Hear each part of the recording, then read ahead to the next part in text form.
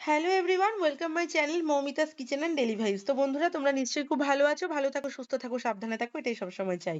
হ্যাঁ বন্ধুরা, তোমরা ঠিকই দেখছো, রসিক বাঙালি কৃষ্ণনগরে আমরা রসিক বাঙালিতে চলে গিয়েছিলাম।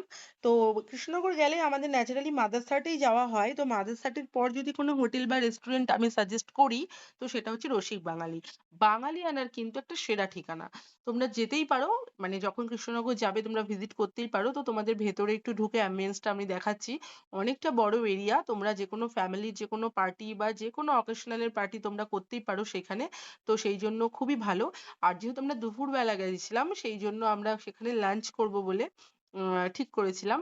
তো লাঞ্চের জন্য কিন্তু একদম পারফেক্ট জায়গা, মানে কি বলবো। যাই হোক, তোমাদের দোতলাটা একটু দেখাচ্ছি। ওপরটা দেখো, পুরোটাই হোটেল। তোমরা যদি ফ্যামিলি নিয়ে দুদিন বা একদিনের জন্য যদি থাকতে চাও বা স্টে করতে চাও, তাহলে তোমরা কিন্তু ওপরে এই হোটেলগুলোতে রুমগুলোতে থাকতে পারো। সনটাই দেখো সব ঘুরে ঘুরে দেখাচ্ছে তোমাদের। আর বাইরের অ্যাম্বিয়েন্সটা একটু দেখো, খুবই সুন্দর, মানে বেশ মনোরম পরিবেশ, খুব ভালো। তারপরে আমরা নিচে চলে আসলাম আবার মেনু কার্ড নিয়ে মেনুটা দেখার জন্য। যেহেতু আমরা দুপুরবেলা গেছিলাম, তো আমরা লাঞ্চ করবো বলেই ঠিক করেছিলাম। তো ওরা আমাদের একটা ওয়েলকাম ড্রিঙ্কস দিয়েছিল, একটা লস্যি ঠান্ডা, জাস্ট ওটা খেয়ে একটু কুল হয়ে নিলাম, নিয়ে তারপর মেনুটা আস্তে আস্তে ঠিক করলাম। মানে বাঙালি থালি বলে কথা, কি বলবো, মানে অসাধারণ, কি বলবো, মানে বলার মতো কিছুই নেই। তোমরা দেখতে পাচ্ছ, 3টে থালি নিয়েছিলাম আমরা তিনজনে।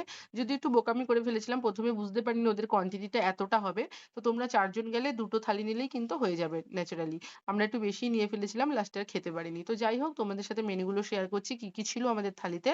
তো আমরা একটা মাটন থালি নিয়েছিলাম, আর চিকেন আর একটা চিংড়ির মালাইকারি, সেটা আমরা আলাদা এক্সট্রা নিয়েছিলাম।